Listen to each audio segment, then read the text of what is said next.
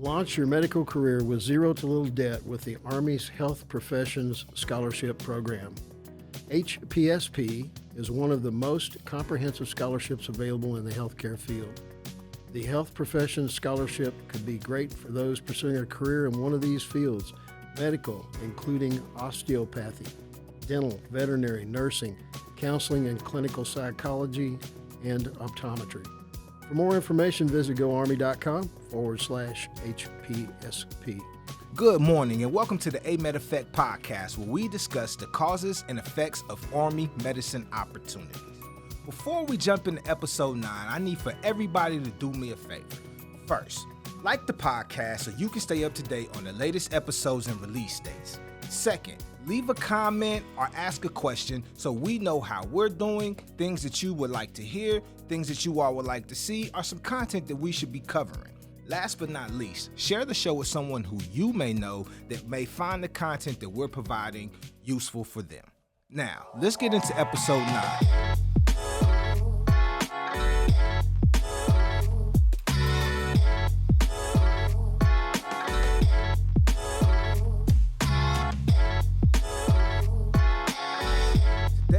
AMEDD Effect, I have the pleasure of speaking with Captain Donna Weakley.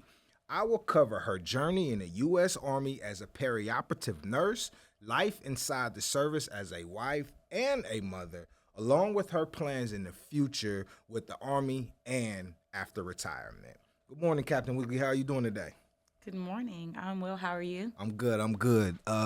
Can't complain at all. It feels good outside. And we're getting the week off to a good start. So another episode is episode 9. So first, thank you for participating and coming through and just being a part of the podcast and telling your story as well. Thank you for the opportunity. No problem at all. If you can you please give the listeners and the viewers a little bit more background on your current position and the roles and responsibilities as the Assistant Operations Officer at the Medical and Chaplain Recruiting Brigade? Sure. So I will tell you, it's no different than any traditional S3 officer. I do a lot of the day-to-day operations when it comes to our production overall with our recruiting. Okay. I also work as the plans officer as well, so a lot of the op orders that come out of the brigade, the long-range planning, and whatnot. However, what's a little bit unique is because I am a perioperative nurse, I've used my expertise and experience as a nurse to assist the brigade in ways outside of a traditional planner or ops officer. Okay. By serving as a nurse corps SME when needed, doing a bit of the travel and things like this podcast today. So when you say SME, for those who don't know, subject matter expert. So do you have the opportunity to go out to speak with students and tell them about all of the opportunities that the Army has to provide?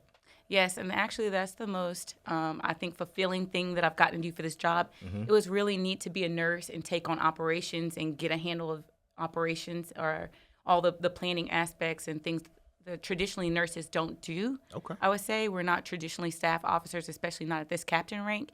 But one of the greatest things that I discovered while being here is that ability to reach back out and kind of share my story and interact with people that may not know about the Army and what it has to offer. Right, yeah. What's the saying? They say, each one teach one until you reach one. Something like that, right? Something like that. Now, where are you originally from? And what was life for Captain Weakley growing up? So I'm originally from Long Branch, New Jersey. I doubt anybody really knows about it. It's kind of on the shore, not Jersey Shore. Okay. But it is on the shore. But unfortunately, my mother was a single mother. She had 4 children, kind of struggled a bit, so it became a little bit expensive to live where we did in New Jersey. Right. We moved down south, relocated to Nashville, Tennessee, which is where I kind of grew up.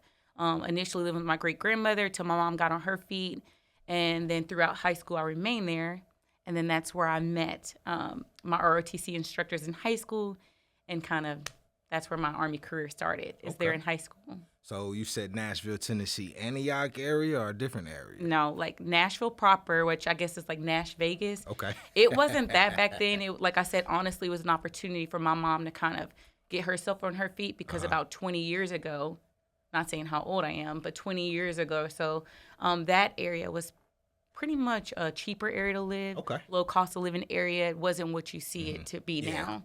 Because the construction's probably was going on 20 years ago when you. I don't even know if we had and that. And it's still construction going on now. So my sister lives in Nashville, so I'm down there pretty frequently. So I've seen the growth of Nashville over the time that she has been there as well. Now, as children growing up, we have dreams and aspirations to be athletes, musicians, the president of the United States, police officers, teachers, and other things. My question to you: what did Captain Weakley grow up wanting to be as a child? Number one, I always tell people it was a Power Ranger. It was going to be the pink Power Ranger. However, of course, you grow up and you realize that's not a thing. I will tell you honestly, and I had to, going through a recent professional program process, like applying for that, I had to really think back and say, how did I get to that point? And I realized growing up, I really didn't think I was going to be much of anything. And I say that to mean just whoever I was surrounded by, I can't really say they had professional careers or things like that to where I could really aspire to be like anyone I was seeing. Right, gotcha. So for the most part, at best, it was just like, okay, let me finish high school. Now, you brought this up, and I was going to ask you, which is my next question, but you brought up your ROTC instructor. While you were in high school, were you were a part of the JROTC program? Okay, so you had a desire at an early age to become a soldier, or was it just, let me jump into an ROTC program, it's just a class that I could have and take? Right, so initially it was like just an open house at the high school. I believe they had like a little, like some kind of advertisement, and they actually showed people, I think it was like rappelling, like something super adventurous, right? And I'm from the inner city, so I'm like, okay, this looks cool. It's like something I hadn't done. So initially it was more so just that, just the kind of, let me see what this is about. It wasn't that I was joining because I knew I wanted to be a soldier. It wasn't until while in high school, I was already in JROTC, and then September 11th happened. And then that Power Ranger inside of me came back like, you know what? I got to suit up. As soon as I'm old enough, I got to suit up. I got to go out there and get the bad guys. Just really wanted to save, like, the American citizens. But it wasn't initially like I knew I wanted to be a soldier growing up, and that's why I joined. So let's talk about the September 11th situation. But before we get there, you have you made a statement or a quote that I have found, and in your words, you said that you attribute your success to your mother, who ensured you were given the best education and opportunities growing up. What are some of those things that your mother did to ensure that you received those best education and opportunities? So as I said, my mom kind of struggled. She was a single mom. She herself did not go to college. I would say she had an average, just, job at best, probably minimum wage or somewhere near that, raising 4 kids. So she knew her limitations. Right. And I'll tell you, she would always apply for like the lottery. I think it was like a lottery program for magnet schools, trying to get me in the best of schools. And I remembered getting into this one magnet school for gifted kids. However, we were kind of poor, right? So it was in the inner city of Nashville at the time. I think it was called Meg's Magnet. And I literally purposely bombed out. Oh, yeah. And I bombed out because it pulled me with other kids that were high-achieving kids, but they came from maybe better backgrounds. And I just couldn't do it. But my mom was like driving her old school Cadillac. And I want to say it was a blue Cadillac, and like one panel was red because we were a little struggling there, so that wasn't her priority. But she would pull up to that Meg's Magnet because she had to get me there for me to be able to go to that school. And I would be like, oh, here she comes. Everybody else's parents are in the better cars or this. And I'm like, here's my mom and this car, come to pick. It was just those small things. And then, maybe kids always pointing those things out. So I literally like filled myself out, and my mom still wouldn't give up. So then in high school, she got me into school. It was one of the first schools that had an IB program. It's like International Baccalaureate program. Essentially, you got college classes your first 2 years of high school. I'm sorry, your last two years of high school. Once again, her knowing her limitations, I had a friend coming out of middle school, lived up in the country, couldn't be more different than me. And her mom stepped up and was like, I know this program will be a lot. My mom has a lot on her plate. And she said, if you don't care, she can live with us or stay with us so we can get her through the schoolwork. And that now as an adult and as a mother myself, I now realize what it must have taken for her to do that and the Right. pride she had to put down. Because my mom was not the homework helper. You didn't want to ask my mama for help with homework. That's not what you wanted to do. But just her knowing then that that's what she needed to do for my best future. And I did. I moved in with that family way up in the country. I mean, it was on a farm. They had goats, quarter horses, chickens. I mean, I'm just this like black girl from the inner city, and You're I'm like, like what now is up going in the on? hills. Like, what is going on? Right. But yes, the family that let me stay with them, and that the girl that I stay with to this day is like one of my best friends, and she knows like how impactful that was for my life and the trajectory of my life to be able to do that. Man, let's give a round of applause to moms. Yeah, shout out to moms And for let's that. give one to the friend and her mother Yes. for giving you those opportunities. Yes. 'Cause it definitely did, like I said, change the trajectory. Now that I'm looking back, those things that I didn't see then, I see them now. Good deal. Now, back to the September 11th. For me, which is this probably aged me. Now, I was a freshman in college at Western Kentucky University when I learned about the attacks. Being a military brat, I understood what could come up next from these attacks that were going on. When you learned about the attacks, you said that you felt an immense sense of duty to your country and a desire to make a difference. It went right back to that pink Power Ranger mode. What about the 9/11 attacks led you to your decision to join the Army? So as I said, I had already been in JROTC at this point, and I want to say that day, I feel like I had on my pickle suit, like we had those like the old school green dress uniforms. You know, you had to dress up. I had to wear it too, once a week. Right. And it was just like such a sense of pride and feeling like I need to protect these citizens. Like I'm all of maybe 90 pounds at this point. But, you know, I wasn't having it. And those things now looking back, it's just that like duty that was already in me, that appreciation for the country that I live in, and me feeling like I've got inside of me something strong enough that maybe other people don't, that I'll be the one to go up front. So I wasn't old enough. I was clearly in high school, but I was like, you know what? The day that I can, I'm going to be over there. Like, I got to do something. Got to make it happen. Now, when you initially joined the Army, did you take the enlisted route or did you go the officer route? Which it's probably a silly question because I think you took the enlisted route. But what was your AOC when you first joined? Counterintelligence. Okay.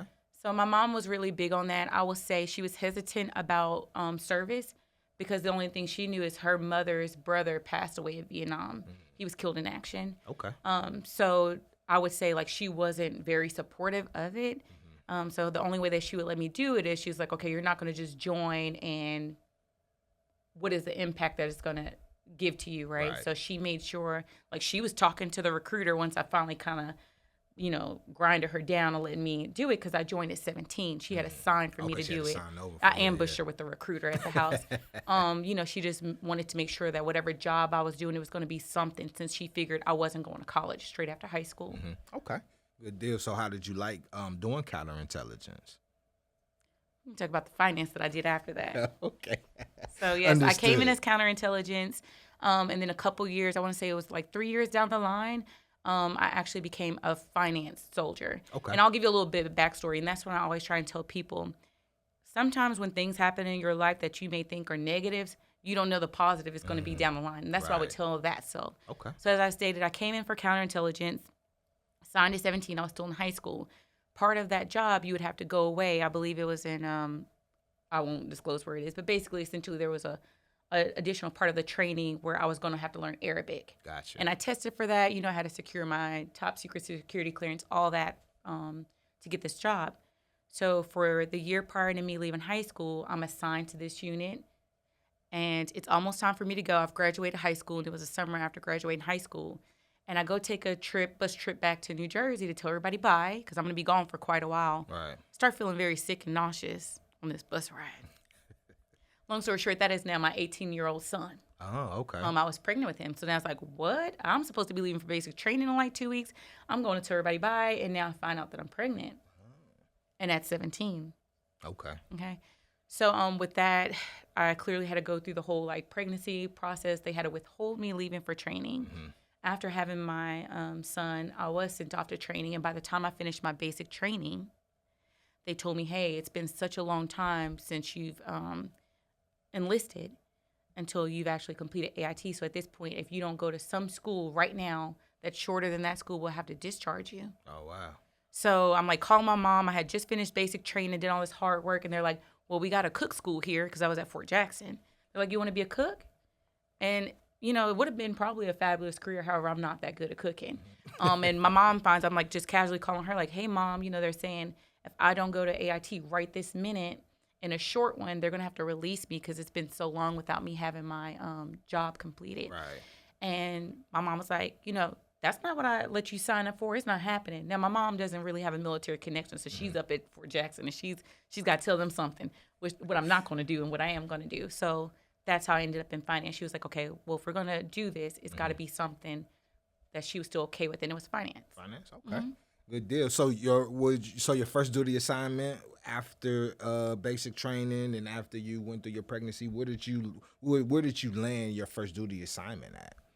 They used to call it Fort Couch at the home, because I actually joined as an enlisted soldier through the National Guard. So I've done a little bit of everything in the Army. So I came in as a National Guard soldier, which is what I was getting back to for 2 years or 3 years. I drove that counterintelligence unit and hadn't yet completed the AIT. So now I've gone to basic, gone to AIT, finished my career as a finance soldier, and came back to what I thought was going to be Fort Couch. That's what the active duty soldiers told me at basic. However, maybe 2 weeks after I had gotten home, I was on a flight to Germany. So that's the cool thing about the Army. Like, I'm all of 18 at this point, maybe 19, and they're like, hey, we need you to meet your unit. That was when I first met them at the airport on the way to Germany. Oh, okay. Mannheim, actually. It was Spinelli Barracks. So really cool. Well, my pops was in, we did Illesheim and Baumholder. I've heard of those. But, yeah, it's definitely Mannheim. Like super young. My friends are maybe at the Burger King back at home, who knows where.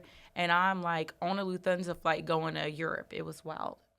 Now, deployments is one thing about the Army that almost all soldiers will have to face.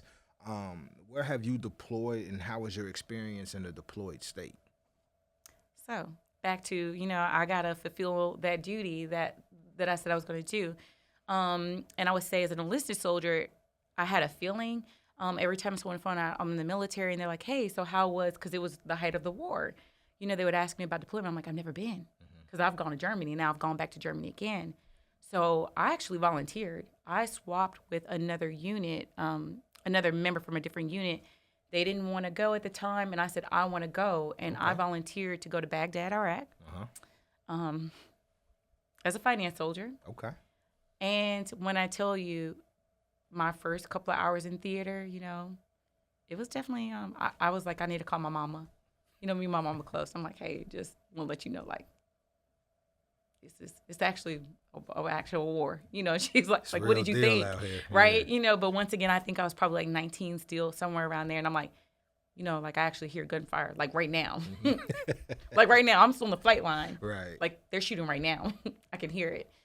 And she's like freaking out, whatnot. And we flew into like a major base. And then from there was a change of plans. Once again, like I tell people, don't worry about how life changes on you.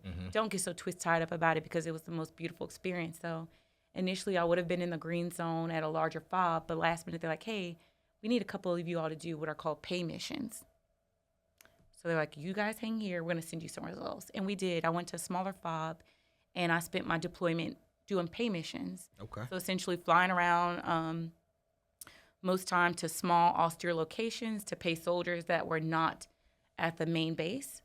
And looking back now, it is like one of the greatest experiences I've had, one of the biggest challenges I've had, but it has definitely made me the person that I am today.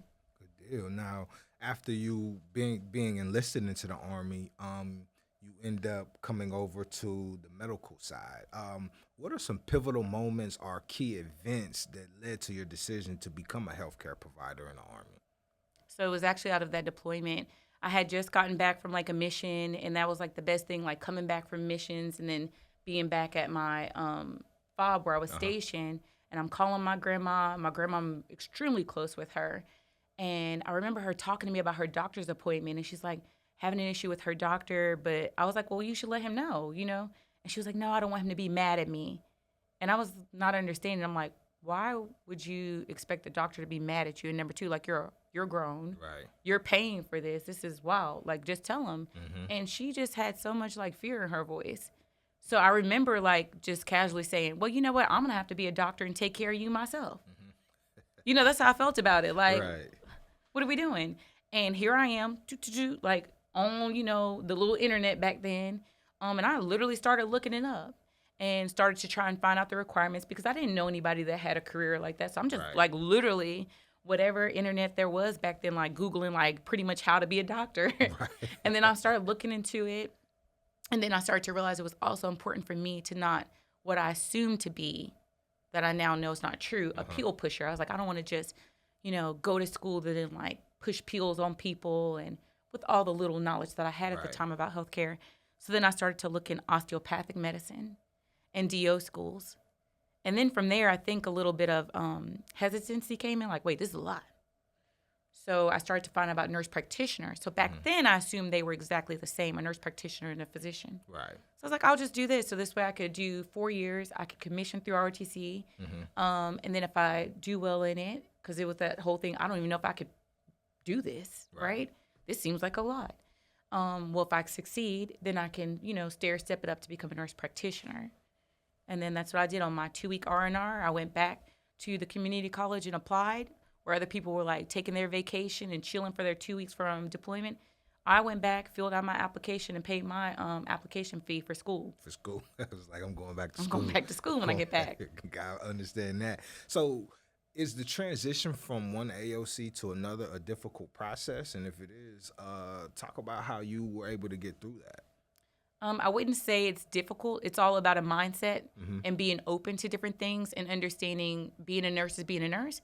Being an operations officer is an operations officer. And as long as you can understand that and then just pull from, there's things that I've learned as a nurse, like the multitasking or learning to deal with different personalities and suspenses, whether they're medication suspenses, understanding the urgency of some things and prioritizing things. Then you bring that into your job as an ops officer. And then now I've carried that into, okay, how can I take planning with even what I'm doing as an SME? How can I utilize not just trying to reach people, but using that reach in a way that it benefits this brigade. So just pulling the best out of everything, seeing how you can use it in different jobs. Okay. Now, let's talk about school for a minute. You said you came back, you applied, you paid for school. Where did you end up attending undergrad school at? So, because like I said, when I want to do things, I'm going to do it. Applied, I think it was 2 weeks after deployment, I was sitting at the community college. Then I just figured, okay, I'm just going to talk to these ROTC people. I've done all my research when I was deployed, and I'm going to start ROTC. However, not having a lot of peers doing anything like that or any actual guidance. When I went to speak to the ROTC department, it was actually at Georgia Tech. Number one, they were saying, we don't have nursing here. So you'd have to go to a different college for that, and then we would be your satellite school. Okay, no problem. They said you also have to have 30 credit hours. I didn't have that. As I stated, I think I had gotten back home in January and started like 2 weeks after coming back, started college. And they're like, you need 30 credit hours by fall. So I was like, oh, okay. So the community college they had a limit on how much you could do, a cap on hours. But what I essentially did was apply to do a dual program through the community college and the university so that I could take an overload of classes. And that's what I did. I just did the grinder. Like, I was doing mini-mesters. I did AMP in like 4 weeks. I think they were like mini-mesters. I mean, I just really knew what I desired to do. And it was like, okay, I need 30 hours. Then I'll have the 30 hours. And I did. That's good right there. A round of applause for Captain Weakley going in there getting those 30 hours like that. That's not easy, y'all. That is not easy at all. Just go ahead and Are you looking to pursue a successful healthcare career at one of the largest and most advanced medical facilities in the country? If so, look no further. The U.S. Army is here. Visit goarmy.com/AMEDD to learn how you can serve soldiers, their families, military retirees, and at times the general public while providing meaningful service. And if you guys are interested in learning more about the AMEDD department or the Army Medical Department, make sure that you follow that website. Now, on the previous episodes, I've had the opportunity to talk about the Health Profession Scholarship Program and how beneficial the program is for students looking to have a career in the medical field. I guess my first question to you is, are you a former recipient of the HPSP program? No, because I'm Captain Weakley and I want to do my own thing. Okay. So although I was eligible for even a nurse corps scholarship, ROTC scholarship, I was like, I want control of what I want to do. And being that I had come in from the reserve side, I was unsure of what active duty would be like. And it was like, my only experience at that point was like going over to Germany for a bit and then the deployment with 3rd ID. I was with their sustainment brigade. So that was my assumption of active duty. Okay. So I wanted that ability to choose. So I did not take any of that. I actually did a program called the Simultaneous Membership Program, SMP, where you essentially drill with a guard or reserve unit. You'll get a small paycheck while you do it. You'll get some leadership experience while in ROTC, and then you're not held to any kind of like contract. Okay. Good deal right there. So I have to look that program up. And That's a really good program. Is a lot of people don't know about it. Okay. So they still do offer that program. They do. Good deal. Now, looking back on your decision to take that program over HPSP, do you wish you could do it over, or are you happy with the route that you took? I'm very happy with the route that I took. It actually, like I said, allowed me. So once a month I would drill with that reserve unit, but I would function as a cadet within that unit. And I was actually the training officer. So it kind of gave me that exposure and people already holding you to that standard of at least a second lieutenant out the gate. So I think that helped me get a little leg up on my peers, if that makes any sense. Yes, definitely makes a lot of sense. Now, you go out, you speak to students as a SME. What advice would you give, and advice that you are currently give to those students who are on the fence about wanting to utilize the Health Profession Scholarship Program? Number one of the biggest things I tell people now is don't leave money on the table. I mean, let's start with that. I'm just going to be honest. See, finance it's a lot now. of dollars, Finance. right? Let's talk about the finances there. Don't leave money on the table.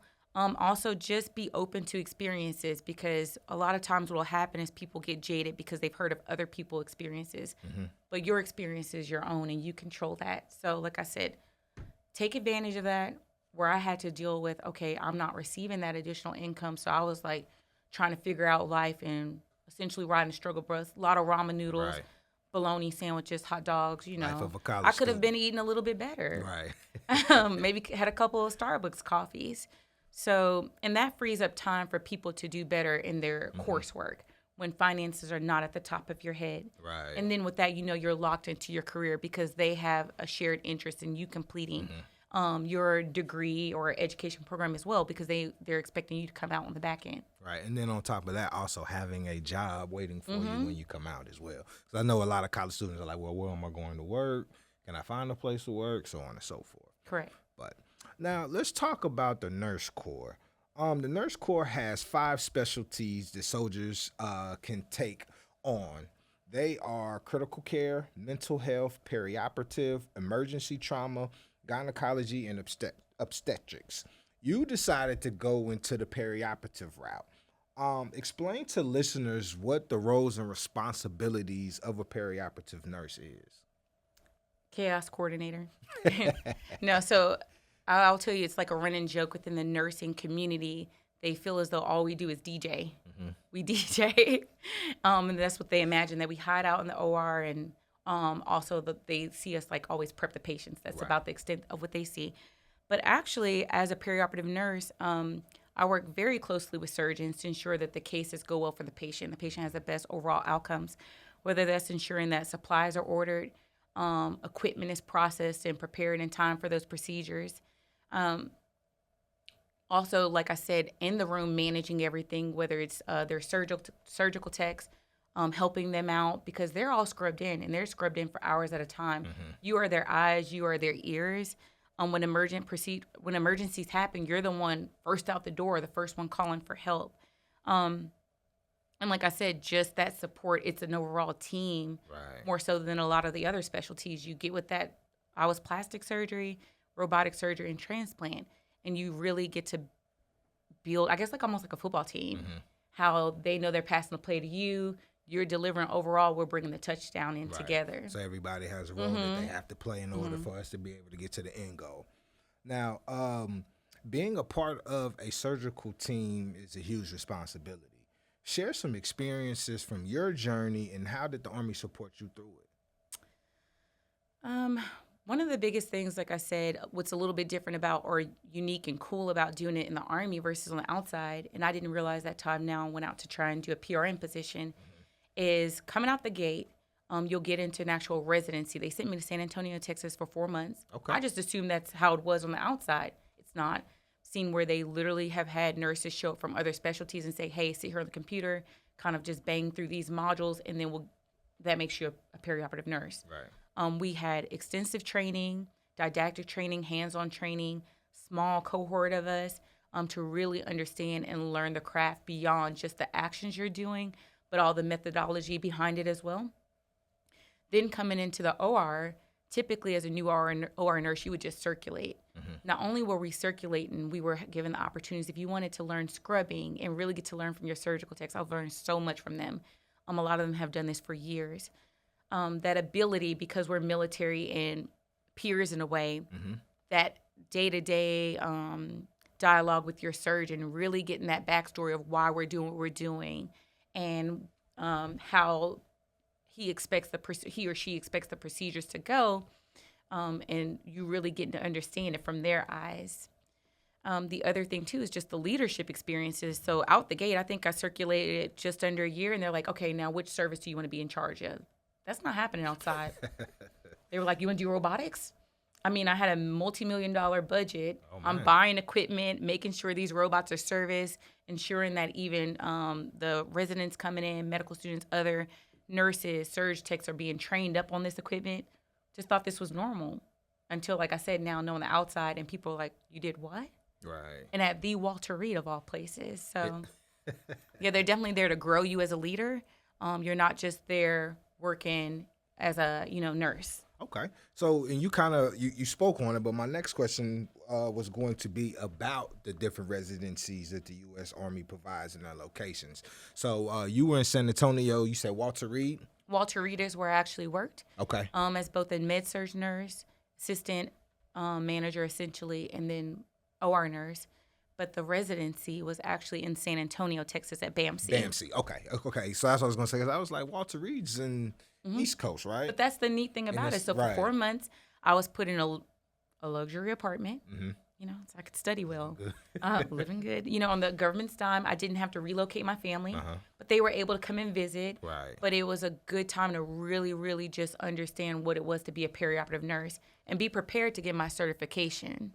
Now, being down there at BAMC doing doing your residency training, did you also have the opportunity to work or go over and visit the Center of the Intrepid?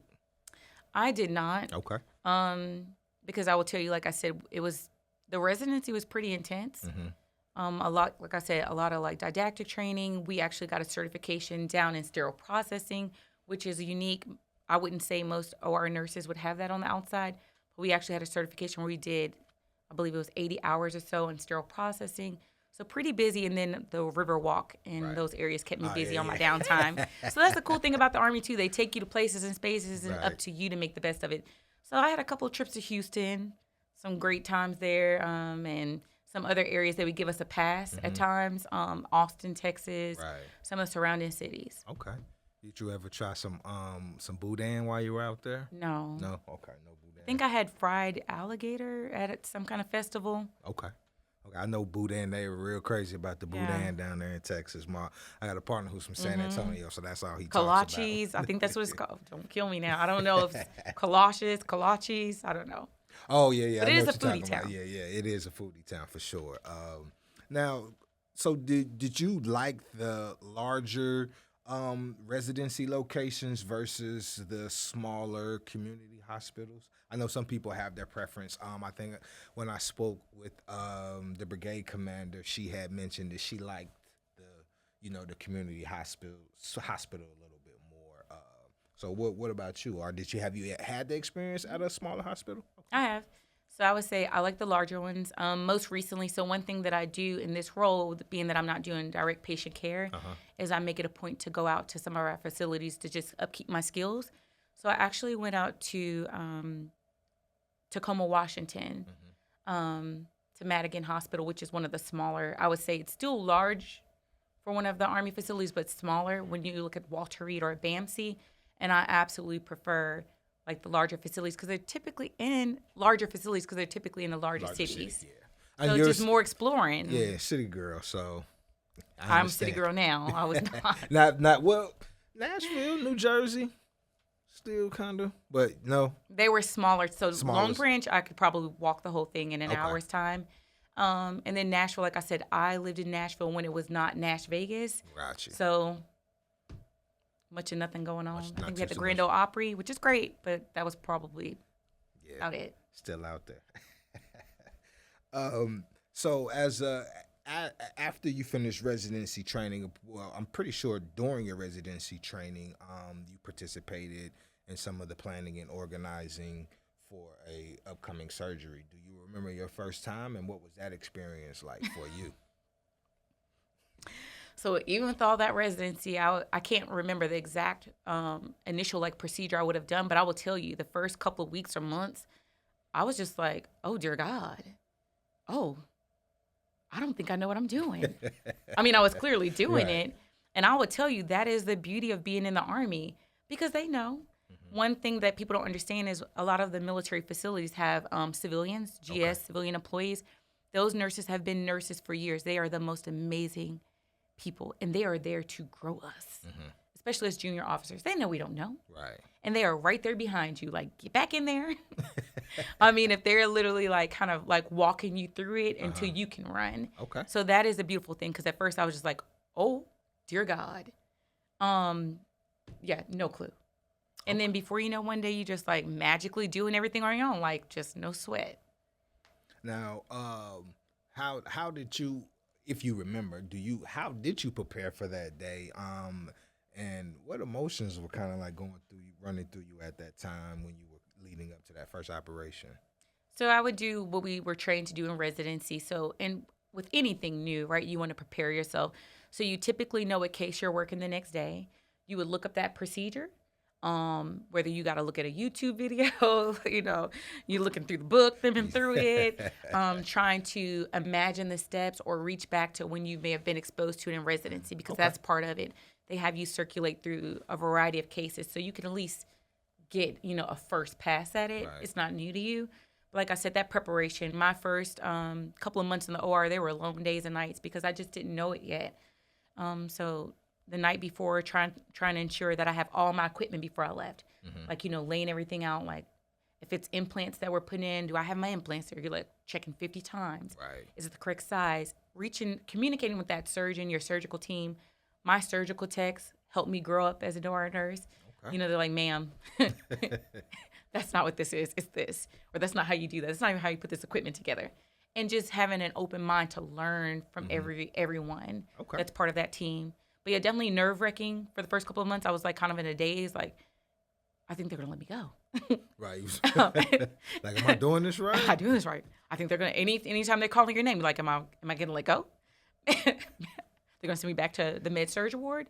And then, like I said, at the end of it, being the leader of all these different services.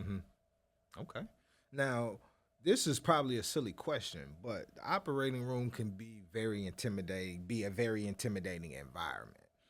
How has planning and organizing for an operation become easier after years of practice? I know you don't, currently work in that field right now. Oh, I do though. So that's one neat thing. Okay. Is with us in these broadening roles, you can typically have the permission to work in a PRN status.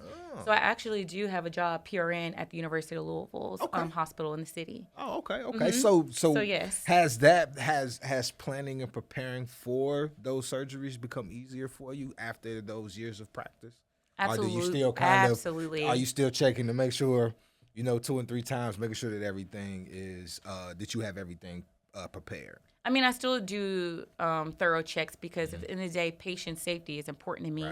And patients having a great experience and best outcomes, but I am confident in what I'm doing.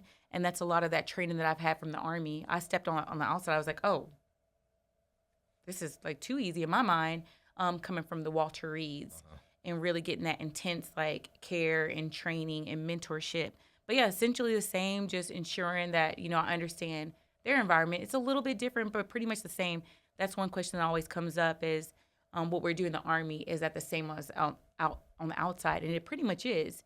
If you're doing it here, you'll be able to do it on the outside. If not, just as easy, better. Okay. Now, you just let us know that you are currently working up there at U of L Hospital. What's that experience been like for you, and how long have you been working at U of L? So I just took that job on PRN, and like I said, it was just shocking to me. I was like so nervous, like going on the outside, and how will it be different, or how may it be the same? But I found it great to know once I got out there.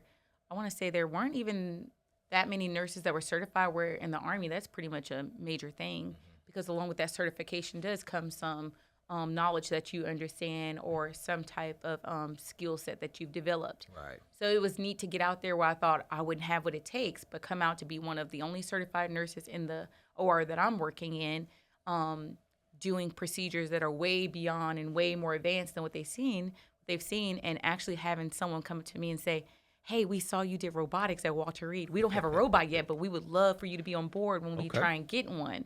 So feeling that value, like they see value in me because of something the Army taught me to do, it's just really been neat. Okay, so how do you balance working here in the Army and working up at U of L? How do you balance the two? So just being, like I said, the status of being PRN, and if you feel like doing it, you feel like it. There's a required amount of hours that you must complete within a certain couple of weeks. However, they understand I'm on active duty, so just communicating things that you learn in the Army. Okay. Planning around it to know, okay, hey, maybe this is a longer holiday weekend. I'll use this time to go ahead and work when things have slowed down here. But that's it, just planning around it, communicating with your outside employer. And then make it happen. That's good right there. That's good. Shout out to you. Shout out to U of L for that. Yeah, shout out to you. They are a military-friendly employer.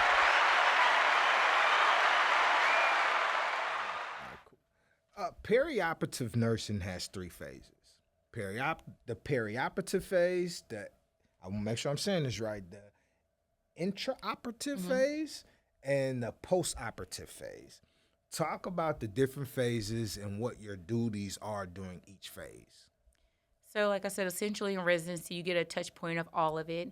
My main position was the intraoperative period, which is where the actual surgical procedure is taking place. Okay. However, there's been days that I was cross-trained to work in the preoperative space. So that's anywhere from when the patient, it even starts beyond that when they're just talking with their provider or a surgeon about the upcoming procedure.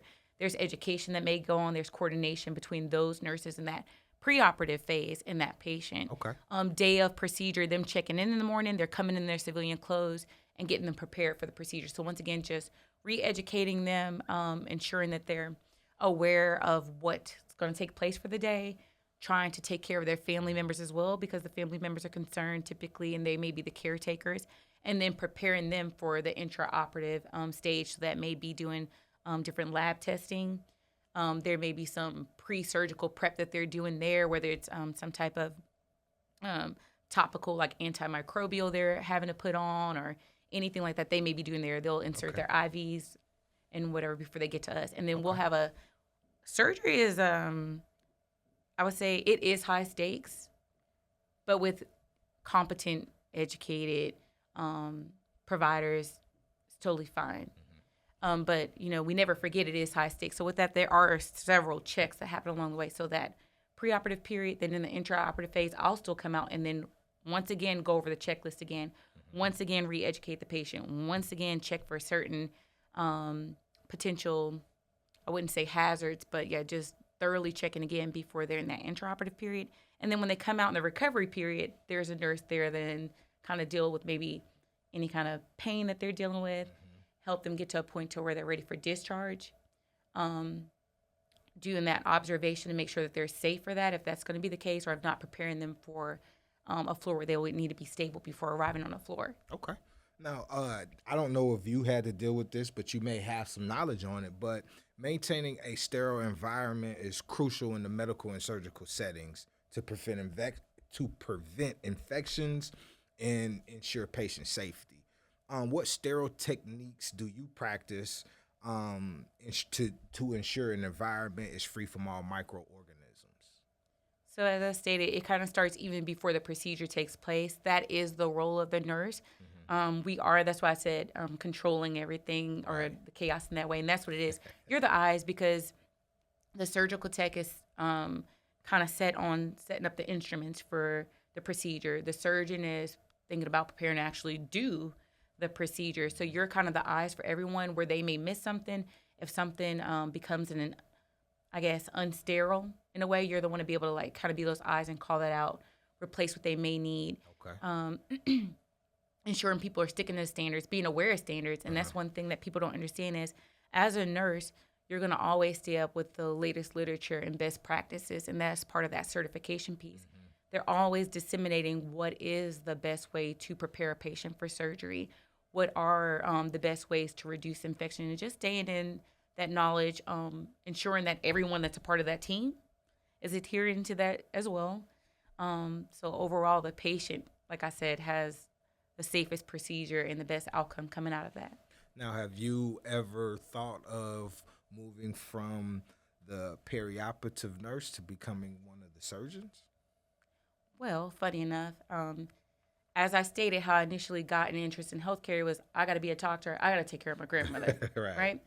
So I'm happy to say I'm making good on that promise. I just recently got accepted or got assured admission to medical school at the University of Louisville through a post-bac program. So once again, the beauty of the Army, had the support of my amazing commander here, some of my peers here. I've got a physician that I work with. They definitely helped me through that process of applying. And most people don't know about the post-bac route. So essentially, because I already had a career, University of Louisville had a program for career changers where if you met certain criteria with standardized testing, GPA, you could apply for admission up front for medical school. And then they take 10 students and work them through the other prereqs that they would owe. And then you just matriculate straight into medical school. Man, let's give another round of applause to Captain Weakley. Going back to school, she's back in it again. Let's give her a round of applause for that. And congratulations on that, man. I always like to say that. Thank you. Since 1775, Army chaplains have acted as spiritual counselors who support, motivate, and provide emotional guidance to soldiers and their families. We are looking for chaplains to care for spiritual, moral, and emotional well-being of the Army. Follow your calling as an Army chaplain. Visit goarmy.com/chaplain for more information or to speak with one of our virtual recruiters today. Now, you spoke about this earlier, but I want to ask you again because you may have a different answer to it after we've had this conversation. But when it comes to your job, what aspect gives you the most fulfillment? Now, earlier you said speaking to the students. Is there any other aspects of the job that give you fulfillment? Any day that I make an impact, that's actually my prayer. I'm always telling God, please, whatever I'm doing, let it be impactful. So whether it's talking to someone and just giving them a little bit of hope, whether it's picking up the phone later in the evening to help talk someone through a situation they don't understand and I may understand it, whether it's helping my command team here by delivering an op order that did some successful training, whatever it is, as long as it's of an impact, that's fulfilling in me at the end of the day. Talk about some of those other possibilities that you have explored while serving in the U.S. Army, and how would those experiences benefit you outside of the Army? Just things like this, reaching out on a limb and doing operations, which is so distinctly different from nursing. I remember when I took the job on, I was flat out honest. I was like, I don't know how to do any of that. But what I will tell you is I learned. So just having that courage to try is going to carry me even on the outside, like I said, in the future as a future physician, hopefully with, successfully completing medical school. Just that willingness to try and do something to better myself or to serve others. Now, if you could give a medical student any advice, what would that be? I guess this would be some advice that you would be giving to yourself too, since you're back in medical school. Be courageous and believe in yourself, because I think a lot of the times because you're so close because you've at least jumped into the waters, but you're still so far. Just continue your path. You know what you want it to do, and just stick with it. Okay. June. This month is June, and it's the 249th birthday of the U.S. Army. How many more Army birthdays will you celebrate before retiring? Oh, at least 10, because I'll be an HBSP recipient. Okay. So at least 10, because with that is the obligation 4 years at least after residency. Okay. When the day is over, the uniform comes off, and you're at home with family, highlight some of your hobbies and interests outside of the service. Being with family. Absolutely. I've got my brother at home with me now and my younger sister visiting for the summer.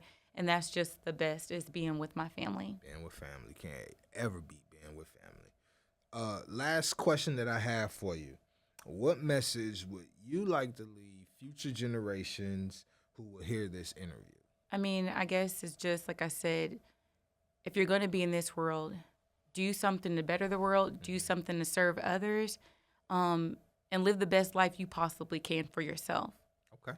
Now, before we get out of here, is there any other thing that you would like to leave the AMEDD Effect, any gems, any knowledge, anything that you would like to leave the listeners and viewers?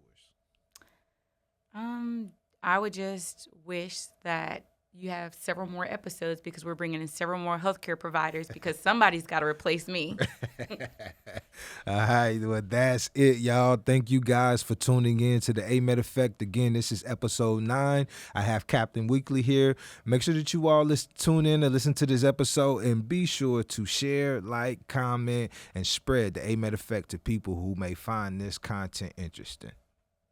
The causes and effects of Army medical opportunities are endless. When you join the U.S. Army Medical Department, not only will you get more out of your medical career, but you will also provide meaningful service to soldiers, their families, military retirees, and last but not least, your country. To learn more about AMEDD, visit goarmy.com/AMEDD. That's goarmy.com/AMEDD. And if you're looking for information on tuition assistance, visit goarmy.com/HPSP. That's goarmy.com/HPSP.